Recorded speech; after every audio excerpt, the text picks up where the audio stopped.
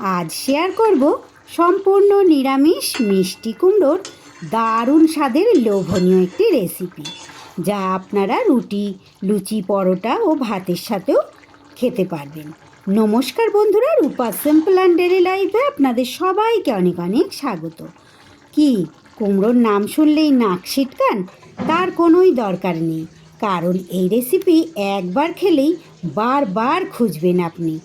এতটাই দুর্দান্ত স্বাদ হয় এভাবে তৈরি করলে। খুব সামান্য মশলায় তৈরি করে নিয়েছি, সঙ্গে থেকে দেখে নিন বন্ধুরা। যদি ভালো লাগে ভিডিওর শেষে একটা লাইক, কমেন্ট, শেয়ার ও সাবস্ক্রাইব করে আমার পাশে থাকবেন। আশা করছি অন্য দিনের মতো আজও আপনাদের ভীষণ ভালো লাগবে এই রেসিপি। এখানে আমি 3 থেকে 350 গ্রাম কুমড়ো সুন্দর করে এইভাবে একটু বড় বড় সাইজ করে কেটে নিয়েছি, কারণ কুমড়ো খুব তাড়াতাড়ি সিদ্ধ হয়ে যায়।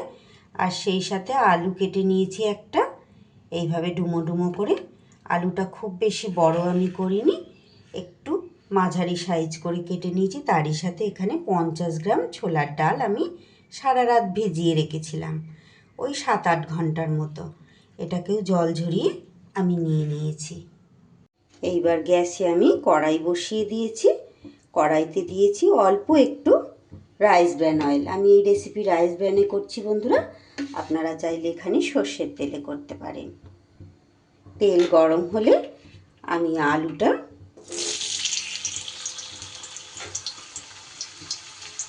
দিয়ে দিলাম তেলে। আলু আর কুমড়োটা আমি একটু তেলের মধ্যে নাড়াচাড়া করে নেব। খুব বেশি একদম ভাজা ভাজা করার দরকার নেই, একটু হালকা ভাজা ভাজা করে নেব।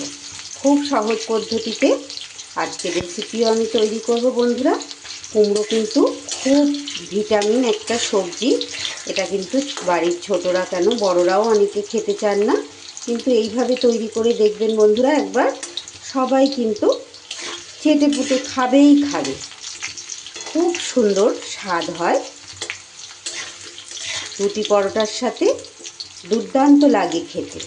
আর ভাতের পাতেও কিন্তু আপনারা নিরামিষ দিনে এটা সার্ভ করতে পারবেন। 30 সেকেন্ডের মতো আলুটা নাড়াচাড়া করে নিয়ে আমি কুমড়োগুলো দিয়ে দিলাম। কুমড়োগুলো দিয়েও অল্প সময় একটু ভাজা ভাজা করে নেব।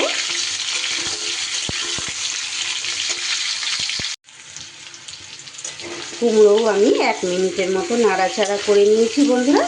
এবার আমি আলু আর কুমড়ো তুলে নেব। কোনো রকম নুন হলুদ না দিয়েই কিন্তু আমি এটা নাড়াচাড়া করে নিয়েছি। কুমড়ো আর আলু তুলে নিয়ে এইবার আমি কড়াইয়ে যে তেলটা আছে ওর মধ্যে আর একটু তেল আমি অ্যাড করে দিলাম। এবার ফোড়নে আমি দিয়ে দেব একটা তেজপাতা আর খুব অল্প একটু জিরে। আর এরই মধ্যে দিয়ে দেব বন্ধুরা খুব সামান্য একটু হিং। হিংটা একেবারেই যারা পছন্দ করেন না তারা এটা স্কিপ করতে পারেন, তবে হিংটা দিলে কিন্তু দুর্দান্ত একটা ফ্লেভার হবে। রেসিপির স্বাদই কিন্তু একদম বদলে যাবে, তাই অবশ্যই চেষ্টা করবেন হিংটা দেওয়ার। এবার ফোড়নটা আমার হয়ে গেলে এবার আমি এর মধ্যে দিয়ে দেব অল্প একটু গ্রেট করা আদা, খুবই সামান্য পরিমাণ। এবার আমি এর ওপরে দিয়ে দিচ্ছি হলুদ গুঁড়ো পরিমাণ মতো আর অল্প একটু লঙ্কার গুঁড়ো। এটাও তেলের ওপরেই দিয়ে দিলাম। তেলের ওপরে এটা দিলে কিন্তু রেসিপির খুব সুন্দর কালার আসে বন্ধুরা।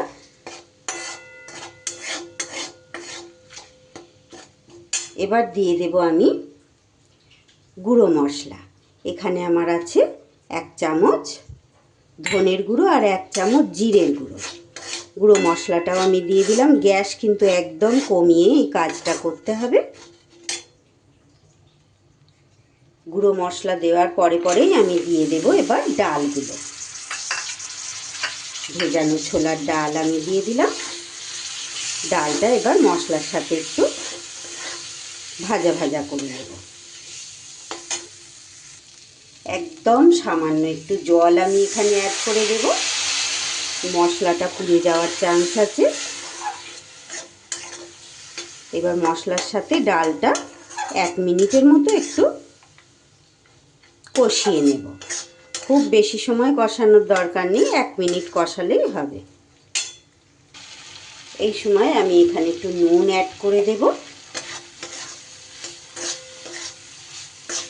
1 মিনিটের মতন কষানো আমার হয়ে গেছে।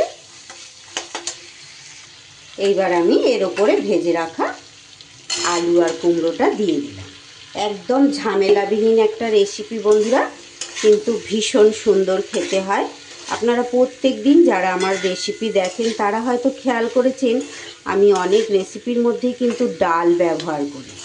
সে বড়া করেই হোক বা এমনি হোক, ডালটা এমনি রান্না করলে অনেক সময়ই বাড়ির সবাই পছন্দ করে না, বা ডাল এমনি রান্না করলে খেলেও সবজির সাথে ডাল দিলে কিন্তু স্বাদও যেমন ভালো হয়, আর ডালে তো প্রচুর ফাইবার, তাই ডালটাও সবজির সাথে ব্যবহার করলে কিন্তু রেসিপির পুষ্টিগুণ অনেক বেশি বেড়ে যায়, আর খেতে তো স্বাদ হয়ই। খুব ভালো করে সবজির সাথে কথা বলতে বলতে আমি ডাল মশলা সব একসাথে কষিয়ে নিয়েছি বন্ধুরা। আমার খুব ভালো করে কিন্তু কষানো হয়ে গেছে, খুব বেশি সময় ধরে কষানোর দরকার নেই। এবার আমি এখানে দিয়ে দেব জল। পুরো কাজটাই কিন্তু আমি গ্যাস কমিয়ে নিয়ে করেছি। একটু জলের পরিমাণ বেশি দিতে হবে, খুব বেশি আবার দেয়া যাবে না, কারণ কুমড়ো সিদ্ধ হতে কিন্তু বেশি সময় লাগে না। তাই চেষ্টা করবেন ডালটা একটু বেশি সময় ভিজিয়ে রাখার, তাহলে ভালো সিদ্ধ হয়ে যাবে।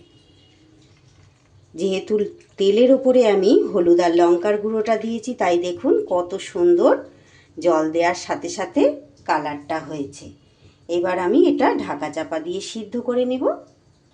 গ্যাসটা কিন্তু আমি বাড়িয়ে দিয়েছি, ফুটে গেলেই গ্যাসটা কমিয়ে দেব।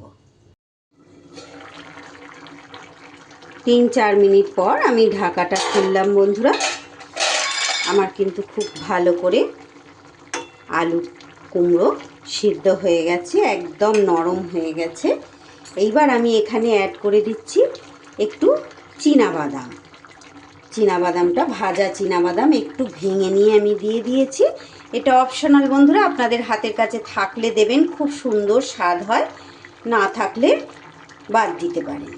দিয়ে দিলাম একটু গুঁড়ো গরম মশলা, দিয়ে দিচ্ছি খুব সামান্য একটু ঘি।